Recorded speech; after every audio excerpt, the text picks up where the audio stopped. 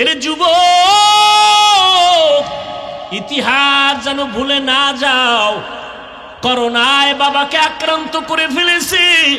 ওই বাবার দুইটা কুলাঙ্গার শিক্ষিত শয়তান, দুইটা কুলাঙ্গার সন্তান শিক্ষিত বাবারে যখন করোনায় ধইরা ফেলাইলো, টাকা দিয়া এলাকার গরিব ছেলেদের কয় আমার বাবার লাশটা রাস্তায় ফালায় দিয়ায়।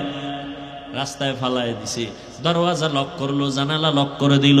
জানালা দিয়ে একবারও সন্তান তাকায় দেখলো না বাবার লাশটা কি কুত্তায় খাইলো নাকি জানাজা হইল। কিন্তু জানো নিরে বাঙালি, ওই ইতিহাসটা কেমন?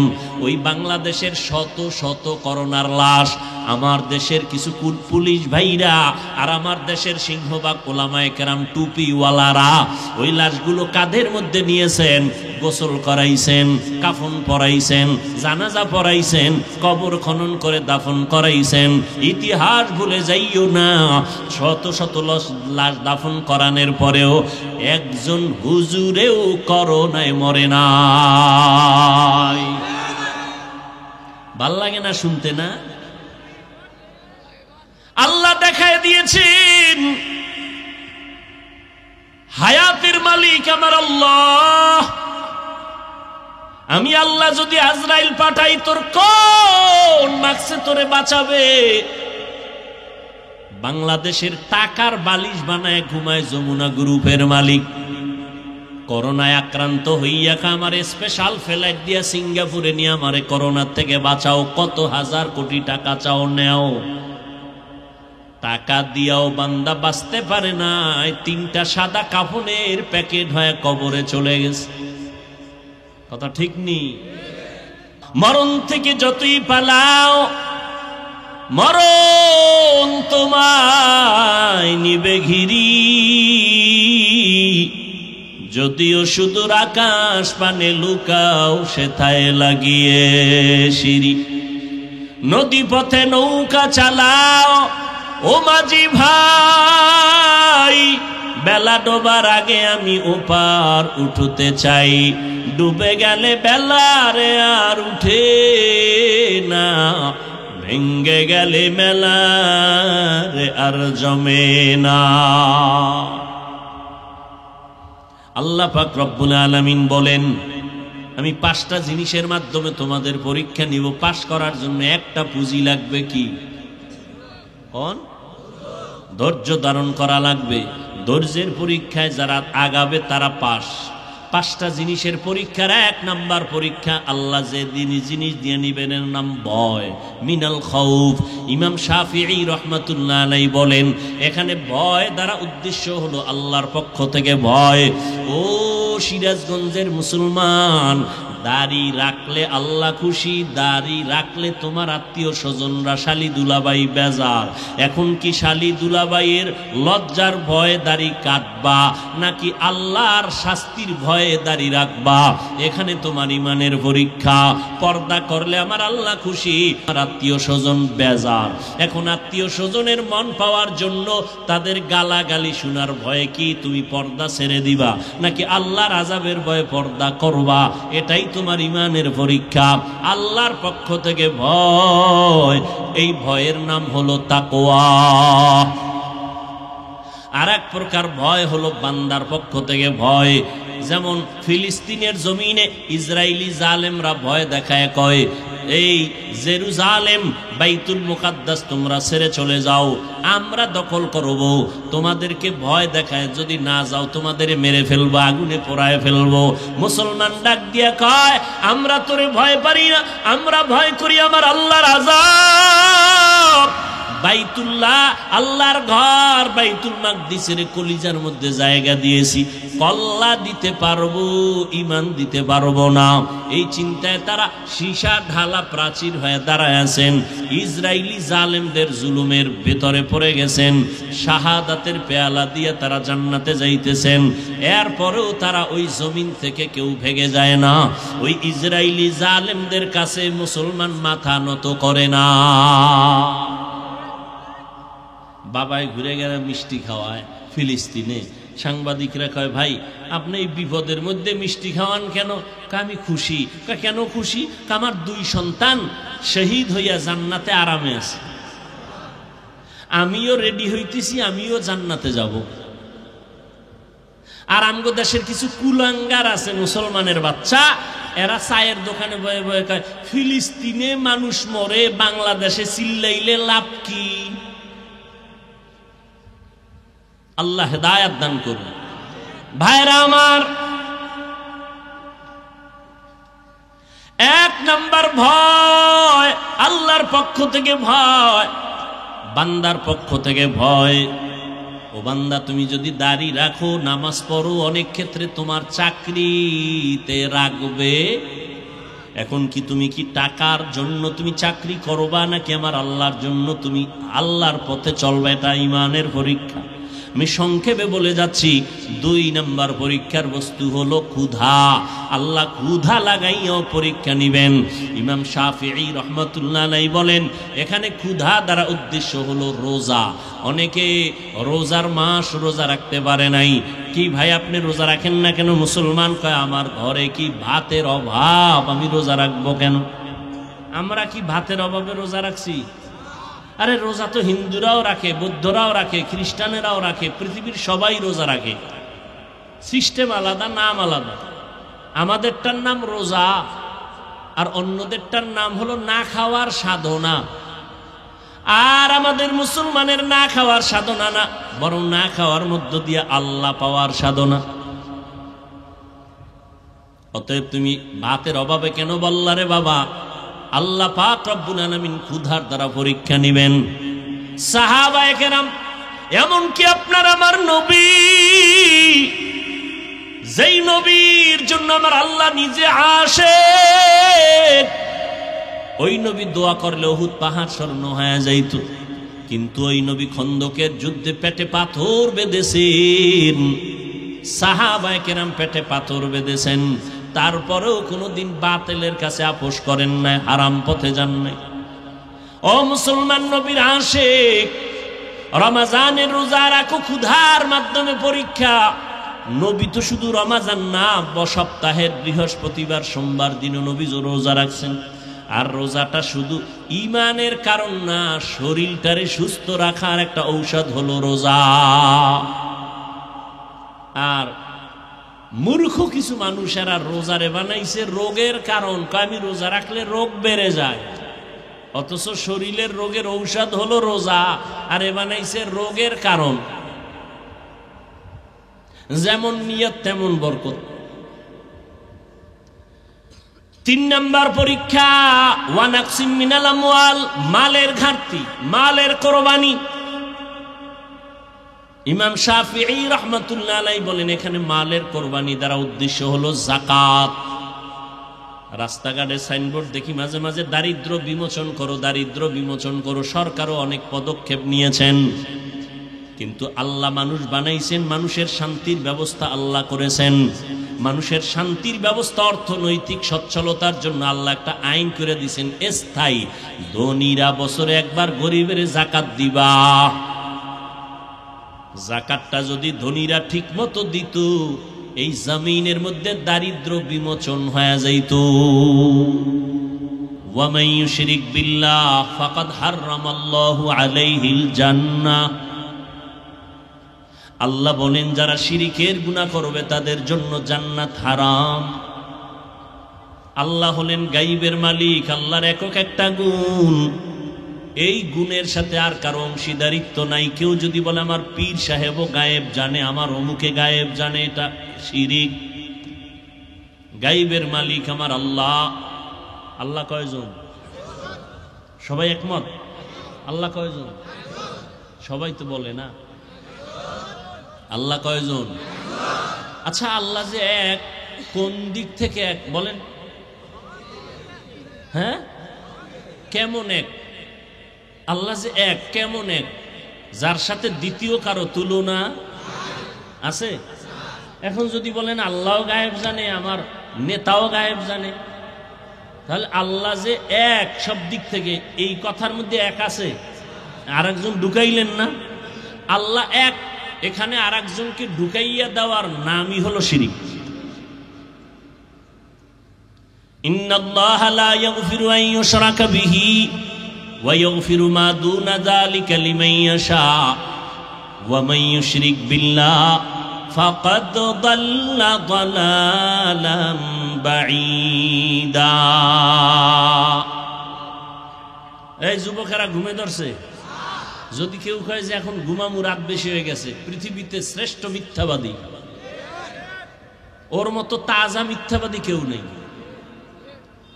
বাঙালি এখন ঘুমায়, রাতে ঘুমায়, রাতের দিন বানাইছে, মোবাইল নিয়ে সারা রাত কবিরা গুনাহ করে। হাসবি না, আমি হাসির কথা বলি না, এতক্ষণ যতটা কথা বলছি কান্নার কথা বলছি। লজ্জা নাই দেখে হাসি আসে। সারা রাত মোবাইল দেখে দেখে কবিরা গুনাহ করো, তোর লজ্জা আছে? এই বেটা, তোর বয়স কত যুবক? 25, সর্বোচ্চ 30, 40 বছর পর্যন্ত তোর হায়াতে চেহারা নষ্ট হবে না, পৃথিবীর কোনো মেডিসিন লাগানো লাগবে না। তোর 27 বছরে চেহারা নষ্ট কেন আমাকে বল? তোর চেহারার মধ্যে উজ্জ্বলতা নাই কেন বল? তোমার চেহারার দিকে তাকাইলে মায়া লাগে না কেন বলো? অথচ 40 বছর পর্যন্ত তোমার চেহারার উজ্জ্বলতা নষ্ট হবে না। আল্লাহ এমন ভাবে এটাকে বানায় দিছেন, কোনো মেডিসিন লাগবে না। 27 বছরে চেহারা নষ্ট কেন? একমাত্র সারা রাত মোবাইলে কবিরা গুনাহ করেছো, কেউ জানে না। কে জানে? আরো কর, তোর শখ লাগছে করতে থাক।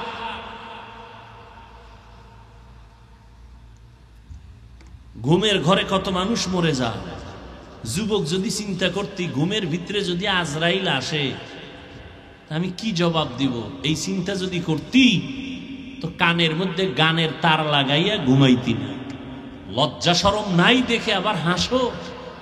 আমি তো হাসির কথা বলি নাই, চিন্তা করলে তো কান্না দরকার যে আমি এত খারাপ। অথচ 1500 বছর আগে মদিনাতুর রসুল কি বলেছেন? রহমতের নবী বলেছেন, যুবকেরা আমি মুহাম্মদের উপকার করেছে আর বুড়ারা বিরোধিতা করেছে। নবীজি বলেছেন উপকার করছে নবীজির কারা? যুবকেরা। ও যুবক, নবী বলেছেন যুবকেরা আমি মুহাম্মদের উপকার করেছে, বুড়ারা বিরোধিতা করেছে। তুমি যুবকের দ্বারা কি উপকার হচ্ছে মুহাম্মদের আদর্শের? তোমার চেহারার দিকে তাকাইলে মায়া নাই, উজ্জ্বলতা নাই, নূর নাই। আল্লাহ আমার কলিজার প্রত্যেকটা যুবকরে ঈমানের নূর দান করেন। এখন ওই মিডিয়া আর এক গজব, দেখামু সবার ভালোর জন্য, এটারে বানাইবে অহংকার। অহংকার বানাইবে। আমি এই দামি একটা মোবাইল চালাই, খুব দামি, এক আল্লাহর বান্দা আমেরিকার থেকে নিয়ে আসছে। আমার এই মোবাইল কেন, আমার হায়াতে আমি ফেসবুক চালাই না। কিছুদিন আগে ঈদের চিন্তা করলাম ইউটিউবে একটু ওয়াজ মাহফিল দেখবো, শুনবো, ভালো ভালো আল্লাহওয়ালাদের। এটাতে ঢুকলে অ্যাড আসে মেয়েদের। পরে ইউটিউব আনইনস্টল করে ফেললাম। কইরা 2-3 দিন খুব খারাপ লাগছে। কি করবো, মোবাইলটা খুললে কিছু তো দেখতে হবে, দেখার কিছু নাই। তো কিতাব আছে, তাফসির আছে, এগুলো মাঝে মাঝে পড়া আলহামদুলিল্লাহ আজও পর্যন্ত নিজের কন্ট্রোলের মধ্যে রাখছে। ফেসবুকও নাই, ইউটিউবও নাই। আর এই যুগে যারা মোবাইলের গুনাহের থেকে নিজেকে বাঁচাইতে পারবে, এর মতো আদর্শ মানুষ আর কেউ নেই। আল্লাহ আমাকেও হেদায়াত দান করুন, আপনাদেরকেও হেদায়াত দান করুন। আর তুমি সারা রাত মোবাইলে কবিরা গুনাহ করো। যুবক, তুমি ভাবতেছো হুজুর আপনি তো বলবেন পরকালে ফিডা আছে, বাদ দাও, ওটা পরের কথা। আজকে পারলে আমার কথা যদি মহব্বতে শুনো, আজকে অনুরোধ করে বলবো, বাসায় গিয়া গুগলে লেখবা টাচ মোবাইলে শরীরের কি ক্ষতি হয়, পরকালের শাস্তি ভিন্ন, নগদ কি ক্ষতি হয় তোমার শরীরের। আজকে গুগলে সার্চ দিও, ওখানে কোনো হুজুর নাই, তোমার সব মুরব্বি টাইওয়ালারা বসে আছে। এই মোবাইলের দ্বারা তোমার চোখের পাওয়ার চলে গেছে, খবর নেই। এই বেটা, 40 বছরের মানুষটার কোনো রোগ থাকার কথা না, আর তোর 25 বছরে মাথা ঘুরায়, হাড় বুকে ব্যথা, কিছু পড়তে গেলে মাথা গরম, গোলায় যায়। এ আকাম করছো কেন? 40 বছরে তো রোগ হওয়ার কথা না। তুই যুবকের, গ্রামের মানুষ ভালো খাও, মাথা ঘুরায় কেন, বুকে ব্যথা কেন? এই মোবাইলের কারণে। চোখের পাওয়ার থাকবে না, কানের পার্স নষ্ট, হাতের শক্তি নষ্ট, হার্ট দুর্বল, কিডনি দুর্বল, ব্রেন দুর্বল। অকালে মরণ হবে তোর, অকালে বিছনায় পড়ে থাকবি, কানবি, আপন কাউকে পাবি না। আল্লাহর দেওয়া বিনামূল্যে ফ্রি শরীরের মহা একটা ঔষধ আল্লাহ দিয়েছেন, রাতের ঘুম। আর সেই রাতের ঘুম বন্ধ করে দিলি কবিরা গুনাহ করে করে মোবাইল দিয়ে। জীবনে হবি সুস্থ, এমন রোগ হবে পৃথিবীর কোনো ডাক্তারে ঔষধ দিতে পারবে না। একটা মানুষ রাতের ঘুম না দিলে পরের দিনের ব্যবসা বন্ধ, চলাফেরা বন্ধ। রাতের ঘুম কত দামি এক ঔষধ। আমরা তো দিনের খেদমতের অজুহাতে ঘুমাইতে পারি না, তারপর চেষ্টা করি, না পারলে ফজর পরে ঘুমাই। আমাগো মতো মানুষ তো বহু আগে মরার কথা, যেই মেহনত করি। কুত্তাও এরকম দৌড়ায় না সারা দেশে, আমরা যেরকম আপনাদের পেছনে দৌড়াই। না খানা না ঘুম, টাইম মতো খাওয়ানো নাই, ঘুমও নাই। এরপরও আল্লাহ পাক যে কথা বলাইতেছেন, একটা কথা আউলা জৌলা বের হয় না। ডায়েরিতে লেখে আনি নাই যে আজকে এত শত কথা বলবো, এই কথার পরে এই কথা বলবো। কথা বলতেছি অনবরত। আল্লাহর কুদরত রহমত ছাড়া সম্ভব না। আর তুমি সারা রাত কবিরা গুনাহ করে রাতের ঘুম মারতেছো, তোমার উপায় কি? জীবন শেষ, যৌবন শেষ। মা বাবার সাথে মোবাইল নিয়ে কত বেয়াদবি করেছো, মা বাবার টাকা চুরি করছো কত এমবি বাড়ার জন্য। শিক্ষকের সাথে কি পরিমাণ বেয়াদবি করেছো এই মোবাইলের কারণে। আল্লাহ ক্ষমা দিবেন না, দিবেন না, দিবেন না। শিক্ষক যদি ক্ষমা না দেয়, আল্লাহ ক্ষমা দিবেন না। মা বাপ যদি ক্ষমা না দেয়, কারণ এটা বান্দার হক। বলার দায়িত্ব আমার, মানবেন কিনা সে দায়িত্ব আপনার।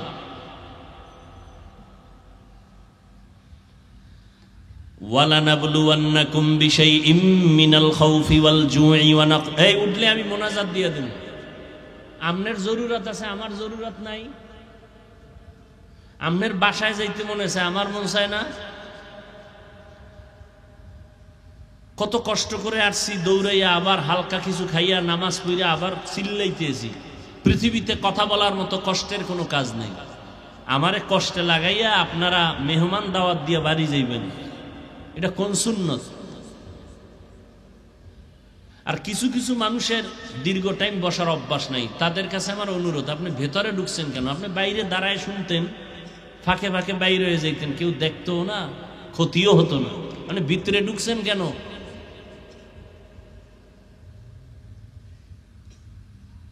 আলোচনাটা শুরু করতেছে, এর মধ্যে আবার এই ডিস্টার্ব। তো ঘটনা একটু বাকি রাখছি, আবু জাহিল্লাটা বলে ফেলি 1 মিনিট। নবী কয় আমি বলতে পারি না, তবে হাতের মধ্যে যা আসো তোর একটা আওয়াজ দে তো। নবী বলতেছেন, এর মধ্যে পাথরগুলো কালেমা পড়া শুরু করলো। আবু জাহিল্লা পাথর দি ফালায় কয় মোহাম্মদ বড় জাদুকর, এর নাম কপাল, এর নাম। নবীজি বুঝাইতেছে কালেমা পড়ে না, আর আবু ওমরের মতো বান্দা নবীরে জবাই করতে এসে মুসলমান হয়ে গেল, এর নাম কফাল। ওয়ালানাবলুওয়ান্নাকুম বিশাইইম মিনাল খাউফি ওয়াল জুই ওয়া নাকসিম মিনাল আমওয়ালি ওয়াল আনফুসি ওয়াস সামারাত। আল্লাহ বলেন আমি মুমিনকে অবশ্যই পরীক্ষা করবই করব, কোনো বেঈমানকে নয়। মুমিনকে পরীক্ষা করবেন আমার আল্লাহ ভয়ের মাধ্যমে, ক্ষুধার মাধ্যমে, মালের ঘাটতি, জানের কোরবানি, ফলের ঘাটতির মাধ্যমে। ওয়াবাশশিরিস সাবিরিন, ধৈর্য ধারণকারীদের জন্য আল্লাহর পক্ষ থেকে সুসংবাদ। পয়গম্বর বলেন মাইয়ুরিদিল্লাহু বিহি খাইরান ইউসিব মিন, আল্লাহ যাকে মহব্বত করেন, ভালোবাসেন, তাকে মুসিবত দিয়ে পরীক্ষা নিবেন। হাদিস আর আয়াতের দ্বারা প্রমাণ হলো আল্লাহ মুসিবত দিবেন, বেঈমানকে দিবেন না, মুমিনকে দিবেন পরীক্ষা করার জন্য। ঈমান যাচাই করবে তোর ঈমানটা কেমন। তাহলে মুসিবত আসা আল্লাহর পক্ষ থেকে একটা নেয়ামত। এই জন্য আমাদের মুরব্বী আকাবিরিন যারা, তারা মুসিবত আসলে আল্লাহ দোয়া শিখাইছেন, ইন্না লিল্লাহ পড়বা। কিন্তু আমাদের আল্লাহওয়ালারা মাঝে মাঝে আলহামদুলিল্লাহ পড়তেন, মুসিবত আসলে ইন্না লিল্লাহ না পড়ে আলহামদুলিল্লাহ পড়তেন কেন? বলে আল্লাহর পক্ষ থেকে এটা একটা নেয়ামত, আমাকে মুসিবত দিয়ে পরীক্ষা নিবেন। আল্লাহ কুদরতের নজর দিছেন আমার উপরে, আর কারোর উপরে দেন নাই। এজন্য আমি শুকর আদায় করি। আল্লাহর মুসিবত যেখানে আসবে সেখানে রহমতের দরজাও খুলে যাবে। আল্লাহর এক বান্দি দিনদার, ভালো বাবার ভালো কন্যা সন্তান, বিবাহের ঘরে গেল, স্বামীর ঘরে থাকিয়া কিছুদিন পরে বলে, স্বামী আমারে কেমন ভালোবাসো।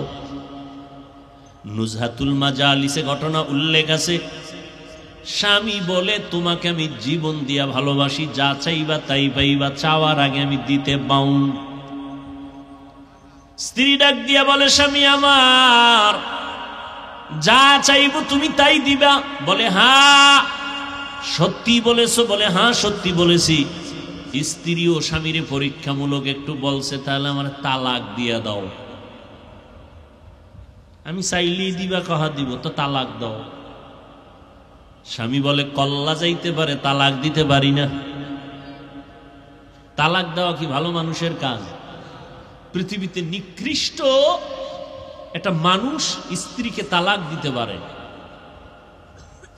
এটা ঘৃণিত একটা জায়েজের কাজ, ঘৃণিত আল্লাহর কাছে, রসুলের কাছে একটা ঘৃণিত কাজ তালাক দেওয়া।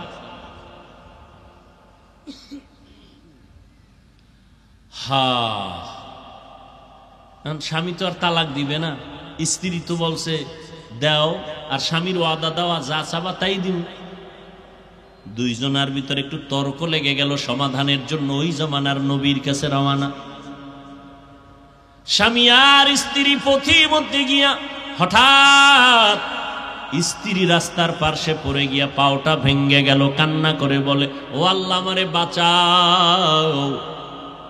স্ত্রী স্বামীর হাতটা ধরে বলে, নবীর দরবারে যাওয়া লাগবে না, চলো আমরা বাড়িতে চলে যাই। বাড়িতে যাইয়া স্ত্রী ডাক দিয়া কয়, স্বামী আমি যে তালাক চাইছিলাম, কথাটা ফিরাইয়া নিলাম, মাফ করে দাও। স্বামী বলে, তালাক চাইলা কেন? চাওয়ার পরে ফিরাইয়া নিলা কেন? স্ত্রী ডাক দিয়া কয়, স্বামী আমার, রহমতের নবীর হাদিস শুনাইছো তুমি। কি হাদিস? আল্লাহ যারে মোহাব্বত করেন তাকে মুসিবত দিয়া পরীক্ষা নেন। তোমার ঘরে আসছি, যতদিন আমি সংসার করছি কোনো মুসিবত আসে নাই। বুঝলাম যেখানে মুসিবত নাই সেখানে আল্লাহর রহমত নাই, আমিও সেখানে থাকতে চাই না বলে তালাক চাইছি। রাস্তার মাঝে যখন দেখলাম হঠাৎ তুমি রাস্তায় পড়ে গেছো, পাও ভেঙে গেছে, কান্না তোমার শুরু, আফসোস শুরু হয়ে গেছে, আল্লাহকে ডাকতেছ। মুসিবত যখন আসছে রহমত তো চলে আসছে। আল্লাহর রহমত যেখানে আছে আমি বান্দিও সেখানে আছি। আর আমরা হালকা মুসিবতে পড়লে চৌকিদার থেকে গালি শুরু, সরকারের ঘরে আল্লাহর পর্যন্ত গালি দেয়। দেখেন না, একটু কামাই রুজিতে ঝামেলা, দৌড়ে গেছে ডক্টর ইউনূসের আব্বা কইয়া হারাম টাকার লোন উঠায় একটা চায়ের দোকান দিবে, লোন উঠায়, লোন এনজিওদের কাছে যায়। এরপরে কি হয়? মাইয়াও শান্তি নাই, বউও শান্তি নাই, সন্তানেরা শান্তিতে নাই।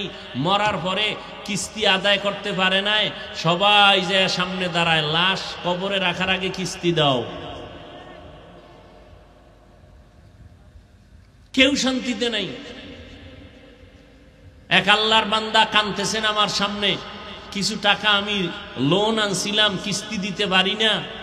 একটা গাড়ি কিনছিলাম, ভ্যান রিক্সা, এটা ভাঙ্গে চুরা অ্যাক্সিডেন্ট হয়ে গেছে বা চুরি হয়ে গেছে, কিস্তি দিতে পারি না। ওই পাওনাদার কুলাঙ্গারেরা আইসা আমার উপযুক্ত মেয়েটাকে মারলো, স্ত্রীকে মারছে। এর থেকে মইরে যাওয়া ভালো না? যে আমার অপরাধের কারণে আমার আল্লাহ মাফ করুন, আমার মেয়েকে মারবে, আমার স্ত্রীকে গায়ে হাত তুলবে, তাও নাপাক হাত।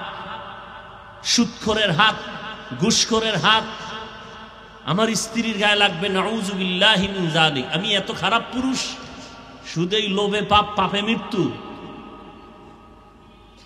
কই আমাকে হুজুর বাদ দেন না, RAB, army, police, BDR, doctor, professor, ব্যবসায়ী, চাকরিজীবীরা 1 টাকাও হারাম খায় না, এমন লোক নাই?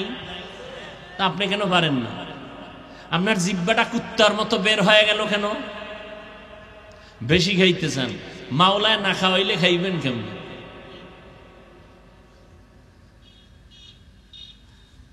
আর আমরা বেশি খাইতে চাই না, কিন্তু আল্লাহ আমাকে বেশি খাওয়ায়। চাই না এরপরও বেশি। কেমনে বেশি? তোমার 3 প্লেটে পেট ভরে না, আরো 1 প্লেট চাও। আর আমাকে 1 প্লেট আসে ঘরে, এই 1 প্লেটের ভাগ কইরা 4 জনে খাইয়াও থাইকা যায়। এর নাম বরকতি খানা।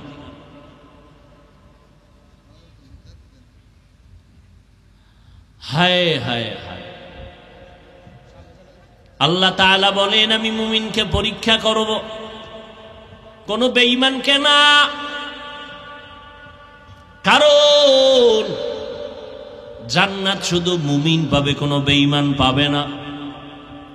আল্লাহ মুমিনের জান্নাত দিবেন, আর আল্লাহ পরীক্ষা নিয়ে একটু যাচাই করবেন তার ইমানের হালাত কেমন।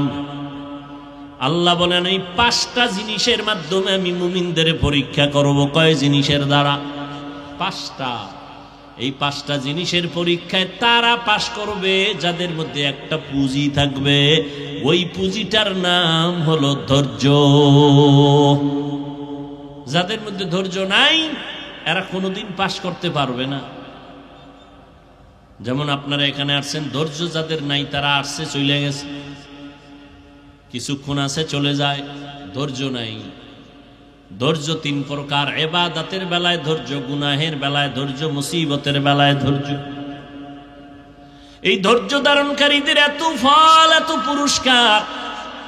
আল্লাহ তাআলা বলেন, অনেক পুরস্কার আমি ধৈর্য ধারণকারীদের দান করব, তবে দুনিয়া আখিরাতে মহা 2টা পুরস্কার দিব ধৈর্য ধারণকারীদের। 1, দুনিয়ার পুরস্কার হলো আমি আল্লাহ তার বন্ধু হয়ে আজীবন থাকব। সুবহানাল্লাহ। না খারাপ লাগে আপনাদের? ইয়া আইয়ুহাল্লাযীনা আমানুস্তাঈনু বিস-সাবরি ওয়াস-সালাহ ইন্নাল্লাহা মা'আস-সাবিরিন। 1 নম্বর পুরস্কার, আল্লাহ ধৈর্য ধারণকারীদের বন্ধু হয়ে থাকবেন দুনিয়ায়। পরকালে আর একটা পুরস্কার। আল্লাহ বলেন, ও ধৈর্য ধারণকারীর দল, কিয়ামতের ময়দানে আমি আল্লাহ তোমাদের বিনা হিসাবে জান্নাত দিয়ে দিব। আতিনা ফি দারে দুনিয়া না হাসান, আতিনা ফি দারে উকবানা হাসান, ইয়া গিয়াসাল মুস্তাগীসিন ইহদিনা লিফতিখারা বিল উলুমে ওয়াল গিনা। হর গোড়ি দে নেকো তু তৈয়ার হ্যায়, জু না মাঙ্গে উসসে তু বেজার হে। দুনিয়ার পুরস্কার, আল্লাহ তার বন্ধু হয়ে থাকবেন। আল্লাহ যদি আপনার বন্ধু হয়ে যান, আপনার কোনো পেরেশানি, কোনো টেনশন নাই। দেখছেন না মহামারী করোনা, গোটা দুনিয়াটা স্তব্ধ। যারা চেয়ারে বৈশা নিজেদের খোদা খোদা ভাব নিয়ে চলতেছিল, সারা দুনিয়ার খোদা ভাবওয়ালারাও থমকে গেছে। ব্যবসায়ীর ব্যবসা নাই, চাকরিজীবীর চাকরি নাই, স্কুল বন্ধ, কলেজ বন্ধ, ট্রেন বন্ধ, ব্যবসা বন্ধ, চাকরি বন্ধ, দোকান বন্ধ, বাস বন্ধ, সব বন্ধ। আল্লাহ আঙ্গুল দিয়ে দেখায় দিয়েছেন, কোরআনের একটা মাদ্রাসাও বন্ধ হয় নাই। ইতিহাস ভুলে যায়ও না। আর ওই করোনার সময় মাস্ক লাগায়া জবানটারে আটকায়া রাখছি, একজনে ট্রিপল মাস্ক লাগাইছে করোনার ভয়, কিন্তু এরপরও যারে ধরছে মাস্কে ফিরাইতে পারছে। হ্যাঁ বাবা, করোনা আক্রান্ত হয়ে গেল, এর যুবক ইতিহাস যেন ভুলে না যাও। করোনায় বাবাকে আক্রান্ত করে ফেলেছে, ওই বাবার দুইটা কুলাঙ্গার শিক্ষিত শয়তান, দুইটা কুলাঙ্গার সন্তান শিক্ষিত বাবারে যখন করোনায় ধইরা ফেলাইলো, টাকা দিয়া এলাকার গরিব ছেলেদের কয় আমার বাবার লাশটা রাস্তায় ফালায় দিয়ায়, রাস্তায় ফালায় দিছে। দরওয়াজা লক করলো, জানালা লক করে দিল। জানালা দিয়ে একবারও সন্তান তাকায় দেখলো না বাবার লাশটা কি কুত্তায় খাইলো নাকি জানাজা হইল। কিন্তু জানো নিরে বাঙালি, ওই ইতিহাসটা কেমন? ওই বাংলাদেশের শত শত করোনার লাশ আমার দেশের কিছু পুলিশ ভাইরা আর আমার দেশের সিংহবাগ ওলামায়ে কেরাম টুপিওয়ালারা ওই লাশগুলো কাঁধের মধ্যে নিয়েছেন, গোসল করাইছেন, কাফন পরাইছেন, জানাজা পরাইছেন, কবর খনন করে দাফন করাইছেন। ইতিহাস ভুলে যাইও না, শত শত লাশ দাফন করানোর পরেও একজন হুজুরেও করোনায় মরে নাই। ভাল লাগে না শুনতে না? আল্লাহ দেখায় দিয়েছেন হায়াতের মালিক আমার আল্লাহ। আমি আল্লাহ যদি আজরাইল পাঠাই, তোর কোন মাকসে তোরে বাঁচাবে? বাংলাদেশের টাকার বালিশ বানায় ঘুমায় যমুনা গ্রুপের মালিক। করোনায় আক্রান্ত হইয়া আমার স্পেশাল ফ্লাইট দিয়া সিঙ্গাপুরে নিয়ে আমারে করোনার থেকে বাঁচাও, কত হাজার কোটি টাকা চাও নেও, টাকা দিয়াও বান্দা বাঁচতে পারে না। তিনটা সাদা কাফনের প্যাকেট হয়ে কবরে চলে গেছে। কথা ঠিক নি? মরণ থেকে যতই পালাও, মরণ তোমায় নিবে ঘিরি। যদিও সুদূর আকাশ পানে লুকাও, সেথায় লাগিয়ে সিঁড়ি। নদী পথে নৌকা চালাও ও মাঝি ভাই, বেলা ডোবার আগে আমি ওপার উঠতে চাই। ডুবে গেলে বেলারে আর উঠে না, ভেঙ্গে গেলে মেলারে আর জমে না। আল্লাহ পাক রব্বুল আলামিন বলেন, আমি 5টা জিনিসের মাধ্যমে তোমাদের পরীক্ষা নিব। পাশ করার জন্য একটা পুঁজি লাগবে, কি? কোন? ধৈর্য ধারণ করা লাগবে। ধৈর্যের পরীক্ষায় যারা আগাবে তারা পাস। 5টা জিনিসের পরীক্ষার 1 নাম্বার পরীক্ষা আল্লাহ যে জিনিস দিয়ে নিবেন এর নাম ভয়, মিনাল খাউফ। ইমাম শাফিঈ রাহমাতুল্লাহ আলাইহি বলেন, এখানে ভয় দ্বারা উদ্দেশ্য হলো আল্লাহর পক্ষ থেকে ভয়। ও সিরাজগঞ্জের মুসলমান, দাড়ি রাখলে আল্লাহ খুশি, দাড়ি রাখলে তোমার আত্মীয় স্বজনরা শালি দুলাবাই বেজার। এখন কি শালি দুলাবাইয়ের লজ্জার ভয়ে দাড়ি কাটবা নাকি আল্লাহর শাস্তির ভয়ে দাড়ি রাখবা? এখানে তোমার ইমানের পরীক্ষা। পর্দা করলে আমার আল্লাহ খুশি, আর আত্মীয় স্বজন বেজার। এখন আত্মীয় স্বজনের মন পাওয়ার জন্য তাদের গালাগালি শোনার ভয়ে কি তুমি পর্দা ছেড়ে দিবা নাকি আল্লাহর আযাবের ভয়ে পর্দা করবা? এটাই তোমার ইমানের পরীক্ষা। আল্লাহর পক্ষ থেকে ভয়, এই ভয়ের নাম হলো তাকওয়া। আর এক প্রকার ভয় হলো বান্দার পক্ষ থেকে ভয়। যেমন ফিলিস্তিনের জমিনে ইসরায়েলি জালেমরা ভয় দেখায়, কয় এই জেরুজালেম বাইতুল মুকাদ্দাস তোমরা ছেড়ে চলে যাও, আমরা দখল করব। তোমাদেরকে ভয় দেখায় যদি না যাও তোমাদের মেরে ফেলবো, আগুনে পোড়ায় ফেলবো।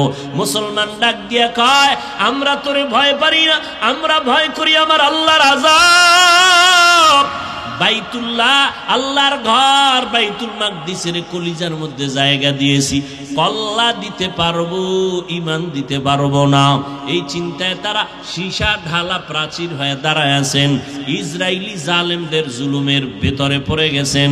শাহাদাতের পেয়ালা দিয়ে তারা জান্নাতে যাইতেছেন। এরপরেও তারা ওই জমিন থেকে কেউ ভেগে যায় না। ওই ইসরায়েলি জালেমদের কাছে মুসলমান মাথা নত করে না। বাবাই ঘুরে গেলে মিষ্টি খাওয়ায় ফিলিস্তিনে। সাংবাদিকরা কয়, ভাই আপনি এই বিপদের মধ্যে মিষ্টি খাওয়ান কেন? আমি খুশি। কেন খুশি? আমার 2 সন্তান শহীদ হইয়া জান্নাতে আরামে আছে, আমিও রেডি হইতেছি, আমিও জান্নাতে যাব। আর আমগো দেশের কিছু কুলাঙ্গার আছে মুসলমানের বাচ্চা, এরা চায়ের দোকানে বয়ে বয়ে কয় ফিলিস্তিনে মানুষ মরে, বাংলাদেশে চিল্লাইলে লাভ কি? আল্লাহ হেদায়াত দান করুন। ভাইরা আমার, এক নাম্বার ভয় আল্লাহর পক্ষ থেকে ভয়, বান্দার পক্ষ থেকে ভয়। ও বান্দা, তুমি যদি দাড়ি রাখো, নামাজ পড়ো, অনেক ক্ষেত্রে তোমার চাকরিতে রাখবে।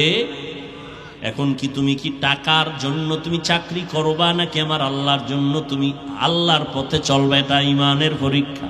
আমি সংক্ষেপে বলে যাচ্ছি, 2 নাম্বার পরীক্ষার বস্তু হলো ক্ষুধা। আল্লাহ ক্ষুধা লাগাইয়াও পরীক্ষা নিবেন।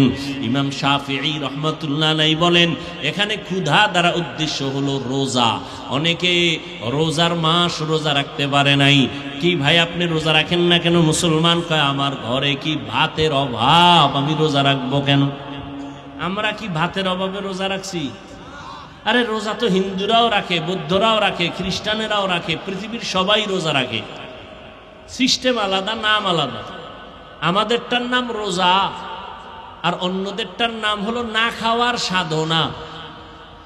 আর আমাদের মুসলমানের না খাওয়ার সাধনা না, বরং না খাওয়ার মধ্য দিয়ে আল্লাহ পাওয়ার সাধনা। অতএব তুমি ভাতের অভাবে কেন বললা রে বাবা? আল্লাহ পাক রব্বুল আলামিন ক্ষুধার দ্বারা পরীক্ষা নিবেন। সাহাবায়ে কেরাম, এমনকি আপনার আমার নবী, যেই নবীর জন্য আমার আল্লাহ নিজে আসে, ওই নবী দোয়া করলে উহুদ পাহাড় স্বর্ণ হয়ে যাইত। কিন্তু ওই নবী খন্দকের যুদ্ধে পেটে পাথর বেঁধেছেন। সাহাবায়ে কেরাম পেটে পাথর বেঁধেছেন, তারপরেও কোনোদিন বাতিলের কাছে আপোষ করেন নাই, হারাম পথে যান নাই। ও মুসলমান নবীর আশিক, রমজানের রোজা রাখো ক্ষুধার মাধ্যমে পরীক্ষা। নবী তো শুধু রমজান না, সপ্তাহের বৃহস্পতিবার সোমবার দিনও নবী রোজা রাখছেন। আর রোজাটা শুধু ইমানের কারণ না, শরীরটারে সুস্থ রাখার একটা ঔষধ হলো রোজা। আর মূর্খ কিছু মানুষেরা রোজারে বানাইছে রোগের কারণ, আমি রোজা রাখলে রোগ বেড়ে যায়, অথচ শরীরের রোগের ঔষধ হলো রোজা, আর এ বানাইছে রোগের কারণ। যেমন নিয়ত তেমন বরকত। 3 নাম্বার পরীক্ষা, ওয়ানাকসিম মিনাল আমওয়াল, মালের ঘাটতি, মালের কোরবানি। ইমাম শাফিঈ রহমাতুল্লাহ আলাইহি বলেন, এখানে মালের কোরবানি দ্বারা উদ্দেশ্য হলো যাকাত। রাস্তাঘাটে সাইনবোর্ড দেখি মাঝে মাঝে, দারিদ্র বিমোচন করো, দারিদ্র বিমোচন করো। সরকারও অনেক পদক্ষেপ নিয়েছেন, কিন্তু আল্লাহ মানুষ বানাইছেন, মানুষের শান্তির ব্যবস্থা আল্লাহ করেছেন। মানুষের শান্তির ব্যবস্থা, অর্থনৈতিক সচ্ছলতার জন্য আল্লাহ একটা আইন করে দিয়েছেন স্থায়ী। ধনীরা বছরে একবার গরিবের যাকাত দিবা। যাকাতটা যদি ধনীরা ঠিক মতো দিত, এই জমিনের মধ্যে দারিদ্র বিমোচন হয়ে যাইত। যাকাত অনেকে দেয়, কিন্তু সঠিকভাবে দেয় না, হিসাব করে না। নবীজি হাদিসে বলছেন, কিয়ামতের আগে বড় লোকেরা যাকাত দেওয়াটাকে জরিমানা মনে করবে, বলবে এটা জরিমানা, দেওয়া যাবে না। লামসাম কিছু দিয়া কইবা যাও। এ বিষয়ে বিস্তর আলোচনা আমি রমজানে করেছি। যাকাত দেওয়া না আদায় করে দেওয়া। যাকাত দেওয়া আলাদা কথা, আদায় করে দেওয়া আর একটা কথা। আল্লাহ কইছে যাকাত আদায় করো, দেও বলে নাই। এখানে ব্যবধান কি বিস্তারিত রমজানে আমার আলোচনা আছে। যাকাত, গরিব রেখা, আমরা গরিব, আমগো মালও নাই, পরীক্ষাও নাই। না, তোমাকে আর এক পরীক্ষা রয়ে গেছে। কি? ধনীরা দিবে মালের কোরবানি, তুমি দিবা জানের কোরবানি। ধনী বলে এখানে একটা মাদ্রাসা বানাও, টাকা লাগবে না। টাকা দিব আমি। তাহলে ঘর দুয়ার মাটি কাটার কাজ করবে কে? ধনী বলে এটা আমার সময় নাই, আমি পারি না, আমি মালের কোরবানি দিলাম। ও গরিবেরা, তোমরা জানের কোরবানি দাও, খরচ আমি দিব, তোমরা জানের কোরবানি দাও, সময় দাও। দেখছেন আল্লাহ কেমনে সাজাইছেন। জান্নাতের রাস্তায় সবাইরে ঢুকার সুযোগ দিছেন। ধনীরাও ঢুকবে, গরিবেরাও। ধনী টাকা দেয়, গরিব তুমি সময় দাও। জানের কোরবানি, মালের কোরবানি, এ জমিনের ইতিহাস। জানের কোরবানি দিয়েছেন ইব্রাহিম নবী ইসমাইলের ছুরির নিচে নিয়া। এই কোরবানির বড় মহা পরীক্ষা। এই যে হজ করে মানুষ, বাইতুল্লাহ যায়, সব তো ইব্রাহিম আর হাজেরা আলাইহিস সালাম আর ইসমাইল নবীর কাহিনীর নিদর্শন। সাফা মারওয়ায় না দৌড়াইলে হজ বাদ। সব আম্মাজান হাজেরা আলাইহিস সালামের দৌড়ানি আল্লাহ আইন করে দিছে কিয়ামত পর্যন্ত। ওই পাথর মারে না, পাথর, আরে মেয়ে কথা কন না, কেন মারে জানেন না? কারে মারে? তখন কি শয়তান বই রয়েছে? শয়তান বড় হয়েছে, সবাই পাথর মারে হোমানে। একজনের জুতাও মারছে, শয়তান তোরে দেখাই দে, জুতা মারতেছে। শয়তানকে ওখানে বয়ে রয়েছেন। ওই ইসমাইল নবী আর ইব্রাহিম নবী যে পাথর মারছিল, আল্লাহ এটারে নিদর্শন বানায় দিছে। এই এতটুকু কাজ করবি না, তুই জীবনভর তাহাজ্জুদ যদি পইরা বাইতুল্লাহর বুকে লাগায় কান্দ, তোর জিন্দেগির সব ইবাদত বরবাদ। কোনো চালাকি চলবে?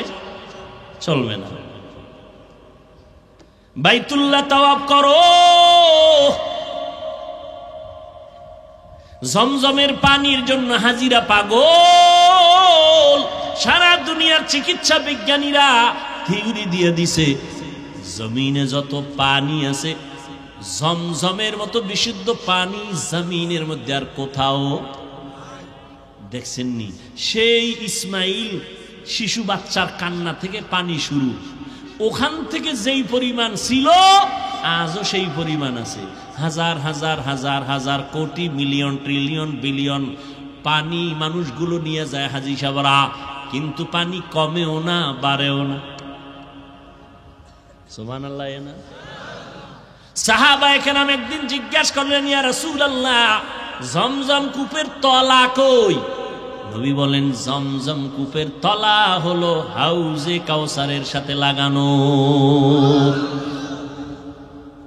দাঁড়াইয়া খায় গরুতে, দাঁড়াইয়া খাওয়া পান করা ইসলামে নিষেধ। তবে দুই জিনিস দাঁড়াইয়া পান করা সুন্নত। জমজমের পানি দাঁড়ায় করেন, বইয়া করলে গুনাহ হবে না, খবরদার। আবার প্যাঁচ লাগাইন না, কিলাকিলি বাজায়েন না। অনেকে আবেগে কিলাকিলি বাজায়। জমজমের পানির উপকার আছে প্রায় 25টার মতো। এর মধ্যে বড় উপকার কি? আপনার পানির পিপাসা কি ভাতে নিবারণ হবে? ফলে নিবারণ হবে? হবে না। কিন্তু জমজম পানি এমন একটা আল্লাহর নেয়ামত, পেটের ক্ষুধাও নিবারণ করে, পানির পিপাসাও নিবারণ করে। ভাত খাওয়া লাগবে না। নবী একটা খেজুর একটু জমজমের পানি দিয়া সাহারি খাইছেন, সারাদিন রোজা সাহাবায়ে কেরাম। আর আমরা সাহারি খাইতে খাইতে আজানও দেখা আরো খাইল। এমন খাওয়ানোর পাগল বাঙালি।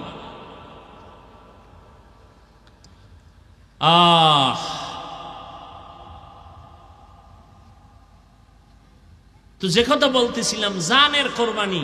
ইসমাইল ছুরির নিচে যাওয়ার জন্য বাবারে বলতেছে, বাবা তাড়াতাড়ি আমার জবাই দাও। সাতাজিদুনি ইনশাআল্লাহু মিনাস সাবিরিন, ইনশাআল্লাহ আমাকে ধৈর্য ধারণকারীদের মধ্যে আমাকে পাবেন রে বাবা। আমাকে তাড়াতাড়ি জবাই করেন, আল্লাহর অর্ডার তাড়াতাড়ি পালন করেন। এর নাম হলো আল্লাহর কাছে নিজেকে বিলীন করে দেওয়া। ওরে নবীর উম্মতেরা, আল্লাহ পাক রব্বুল আলামিন পঞ্চম পরীক্ষা নিবেন ফলের ঘাটতি বানিয়ে। এখানে ইমাম শাফিঈ বলেন সন্তান দিয়ে আল্লাহ নিয়ে যাবেন। সন্তান হলো মা বাবার ফল। মহিলাদেরকে আল্লাহ কোরআনে বলছেন এরা ফসল উৎপাদনের ক্ষেত, আর ওই ক্ষেতের ফসল হলো সন্তান। ইন্নামা আমওয়ালুকুম ওয়া আওলাদুকুম ফিতনাহ, আল্লাহ বলেন সন্তান আর সম্পদ হলো মানুষের পরীক্ষার বস্তু। ইয়া আইয়ুহাল্লাযীনা আমানু লা তুলহিকুম আমওয়ালুকুম ওয়ালা আওলাদুকুম আন যিকরিল্লাহ, সন্তান আর সম্পদের ক্ষেত্রে সাবধান, তোমাদেরকে যেন আল্লাহর জিকির থেকে দূরে সরাইতে না পারে। আজকে আমরা যারা আল্লাহর মোহাব্বত থেকে দূরে, হয়তো সম্পদের কারণে, না হয় সন্তানের কারণে। এই বাবারা, সন্তান পাইয়া একটু কিউট চেহারা, কি প্রশংসা, চুমো খায়, এত সুন্দর বাচ্চা, তুমি একবারও কি আলহামদুলিল্লাহ বলছো? এত সুন্দর চেহারা কে দিছেন? সে আল্লাহরে কয়বার তুমি শুকর আদায় করে বলছো, আল্লাহ তুমি কত না সুন্দর? একবারও তুমি দিলা না। সন্তানটারে আব্বু আব্বু বইলা চুমাইলা, কত শতবার আব্বু বলে চুমাইছো, কিন্তু যে আল্লাহ এত সুন্দর চেহারা দিয়া বানাইছে, নই আল্লাহর কয়বার শুকর আদায় করছো রে নিমক হারাম? একবারও চিন্তা নাই। আল্লাহ সন্তান দিয়া পরীক্ষা নিবেন রে বাবা। সন্তান আল্লাহ দিবেন পরীক্ষা, সন্তান দিবেন না এটাও পরীক্ষা। আবার আল্লাহ পাক সন্তান দিয়া নিয়ে যাবেন, এটাও পরীক্ষা। ছেলে দিবেন পরীক্ষা, মেয়ে দিবেন পরীক্ষা। ওরে নবীরা শেখ, আপনার আমার নবীকে আল্লাহ ছেলে দিয়েছেন, অল্প বয়সে আবার নিয়ে গেছেন। নবীর কোনো ছেলে বেঁচে ছিল না, আল্লাহর নবীকে 4টা কন্যা দিয়েছেন। ওই কন্যা দ্বারা আল্লাহ নবীর বংশ, নবীর ইজ্জত, নবীর নাম বজায় রাখছেন। কন্যার মাধ্যমে নবী বলেন, এত দামি ব্যক্তি আমি নবী, আমার কোনো ছেলে নাই, আমি 4 কন্যার বাবা। ও কন্যার বাবারা, একটা কন্যা যদি পাও, তুমি একটা জান্নাতের মালিক হয়ে যাবে। কন্যা ভাইয়া হাদিস শুনে বাবায় খুশি। কিও আপনি খুশি কেন? আমি এক জান্নাতের মালিক হয়ে গেছি। মাইয়াডারে কি করছেন? কয় ওরে গ্রামীণ ব্যাংকের মালিক বানায় দিস। এরম নাই? এরে পর্দার আড়ালের আম্মা জানেরা, ও যুবক, কয়দিন আর যৌবনের বাহাদুরি করবা? চোখের সামনে লাশ আর লাশ আর লাশ, এমন কোনো দিন নাই লাশের কোনো মিছিল নাই।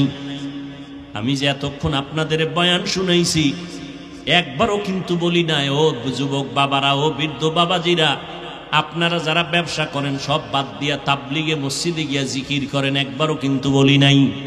যারা স্কুল কলেজে পড়ো যুবক বাবারা, বলি নাই আমাদের মাদ্রাসায় চলে আসো, স্কুল কলেজ বন্ধ করে দাও, বলি নাই। চাকরিজীবীদের বলি না চাকরি ছেড়ে দাও, বরং আমি বলে গেলাম, ওরে যুবক, আল্লাহর মোহাব্বত নিয়ে বলি, চাকরি করো আলহামদুলিল্লাহ, সারিও না। ব্যবসা করো, করো, বাধা নাই। স্কুলে পড়ো, কলেজে পড়ো, বাধা নাই। তুমি ডাক্তার হও, ইঞ্জিনিয়ার হও, তুমি একজন প্রফেসর হও, তবে আমার দাবি কখনো তুমি বেয়াদব হইও না।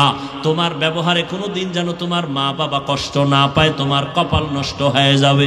তোমার ব্যবহারে যেন উলামায়ে কেরাম কষ্ট না পায়, তোমার আচরণে যেন কোনো মুরব্বীরা কষ্ট না পায়। তুমি একজন আদর্শবান ডাক্তার হও, আদর্শবান ইঞ্জিনিয়ার হও, তুমি একজন আদর্শবান প্রফেসর হও। তুমি কলেজে পড়ো বাবা, নবীর তরিকা মানিয়া চলো, উলামায়ে কেরামের পরামর্শ নিয়ে চলো। যুবকেরা, তোমার মতো যুবক স্কুলে কলেজে পড়ে, 5 ওয়াক্ত নামাজ পড়ে, মিথ্যা বলিও না, আছে না নাই? বালিশে মাথা লাগায় একটু চিন্তা করিও, তুমি কেন পারো না রে বাবা? তোমার মতো যুবক রাস্তায় গাড়ি চালায়, ড্রাইভারি করে, নামাজ ছাড়ে না, মনটারে একটু প্রশ্ন করো, তুমি কেন পারবা না? তোমার মতো যুবক র্যাব, আর্মি, পুলিশ, বিডিআরের চাকরি করে, নামাজ ছাড়ে না, ব্যবসা করে, নামাজ ছাড়ে না, তুমি কেন পারবা না? চেয়ারম্যান, মেম্বার, এমপি, মন্ত্রী নামাজ পড়ে, দাড়িওয়ালা, অভাব নাই, তুমি কেন পারবা না? ও যুবক বাবা, মোনাজাতে কত যুবক কান্না করে, তোমার চোখে পানি আসে না কেন? গুনার কারণে আমার আল্লাহ বেজার, মা বাবার অভিশাপ তোমার কপালে বুঝি লেগে গেল। এখনো সময় আছে, আমার আল্লাহ দয়ার নজরে ডাকতেছেন, তওবা কর। জীবনের গুনাহ এক তওবার দ্বারা আমি সব মাফ করে দিব। ও যুবক বাবারা, আমি একটু আগেও বলেছিলাম, হেদায়েতের মালিক আমার আল্লাহ। কপাল যদি পুড়িয়া যায়, নবীজির বয়ানও আবু জাহাল কালেমা পড়ে না। আর যদি আল্লাহ কপালটা খুলিয়া দেন, নবীরে জবাই করতে আসিয়াও কালেমা পড়ে নেয়। জানি না এই জমিনে কিছু মানুষ এমন আছে, আবু জাহালের মতো পাথরওয়ালা অন্তর নিয়া হাজারো পায়ে ধরে বয়ান করলে কালেমা পড়বে না, তওবা করবে না, বাইরে গিয়া বিরোধিতা করে গুনাহগার হবে। আর একদল আল্লাহর বান্দা ওমরের মেজাজওয়ালা, গুনার কথা স্মরণ করিয়া উলামায়ে কেরামের মজলিসে বইসা হঠাৎ তার দিলের মধ্যে দাগ কাটছে। মনে মনে ভাবে, আল্লাহ, জীবনে কত অন্যায় করেছি কেউ জানে না, আব্বা আম্মা কেউ জানে না, আমার আপন জনেরা কেউ জানে না। ও আল্লাহ, আমি কত নামাজ ছাড়লাম, কত বেপরদায় চললাম, দাড়ি কাটলাম। ও আল্লাহ, তুমি জানো, জানিয়াও তো রাগ করে পানি বন্ধ করো নাই, বাতাস বন্ধ করো নাই। ও আল্লাহ, আজকে তওবার নিয়ত করে ফেললাম। কোন দিন মরণ হবে জানা নাই, গাড়ির নিচে, পানির নিচে লাশ আর লাশ, ঘুমের বিছানায় যুবকের লাশ। আর গুনার কাছেও যাব না, মা বাবারে কষ্ট দিব না। আজকে থেকে তওবা করে নিব।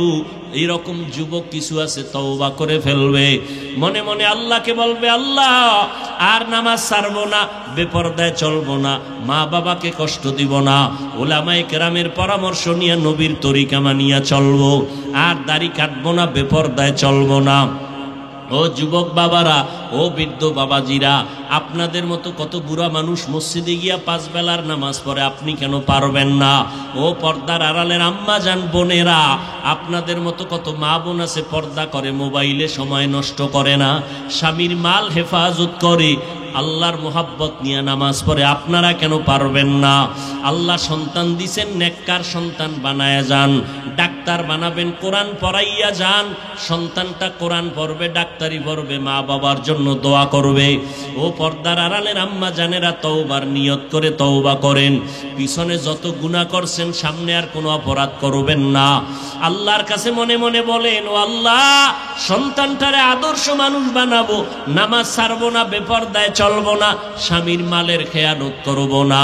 ও যুবক বাবারা, তওবা করে নাও, মনে মনে অন্তর তৈরি করে ফেলো, মরিয়া গেল আর নামাজ ছাড়বা না, দাড়ি কাটবা না, বেপরদায় চলবা না, মা বাবার দোয়া নিয়ে, উলামায়ে কেরামের পরামর্শ নিয়ে চলবা। তওবার অন্তর যদি তওবার জন্য তৈরি হয়ে থাকে, মুনাফিকি দুর্বলতা যদি অন্তরে না থাকে, যাদের তওবার খাঁটি নিয়ত আছে, তাদেরকে বলবো, দুটো হাত আমার আল্লাহকে দেখাইয়া দাও। আয় আল্লাহ, হাতগুলো কবুল করে নেন, তওবা কবুল করে নেন, তওবার উপরে মজবুত হইয়া চলার তৌফিক দান করেন, আমিন। আলহামদুলিল্লাহি রাব্বিল আলামিন, ওয়াসসালাতু ওয়াসসালামু আলা সাইয়্যিদিল মুরসালিন ওয়া আলা আলিহি ওয়া আসহাবিহি আজমাইন। ইয়া আরহামার রাহিমিন, ইয়া আরহামার রাহিমিন, ইয়া আরহামার রাহিমিন, রব্বিরহামহুমা কামা রব্বায়ানি সগীরা। اللهم إنك عفو كريم تحب العفو فاعف عنا. اللهم إنا نسألك رضاك والجنة ونعوذ بك من سخطك والنار. اللهم إنا نعوذ بك من البرص والجنون والجذام وسيء الأسقام. اللهم اجعلني في عيني صغيرا وفي أعين الناس كبيرا. ربنا ظلمنا أنفسنا وإن لم تغفر لنا وترحمنا لنكونن من الخاسرين. ও দয়ার মালিক, কুদরতের নজর দিয়ে দেখেন, উলামায়ে কেরাম, মুরব্বী, হাজী সাহেব, ব্যবসায়ী, চাকরিজীবী, পর্দার আড়ালের মা বোনেরা, আমার যুবক ছাত্র ভাইরা হাত তুলেছেন। আমরা গুনাহগার, মেহেরবানি করে আমাদের মাফ করে দেন, মাহফিল কবুল করে নেন, আয়োজনকারী সহযোগিতাকারীদের কবুল করে নেন, মাদ্রাসা কবুল করে নেন। আয় আল্লাহ, সারা দুনিয়াবাসীকে মাফ করে দেন। আল্লাহ, প্রবাসে যারা আছে হেফাজত করেন। আয় আল্লাহ, ফিলিস্তিনের মুসলমানদের উপরে রহমতের চাদর বিছায়া দেন।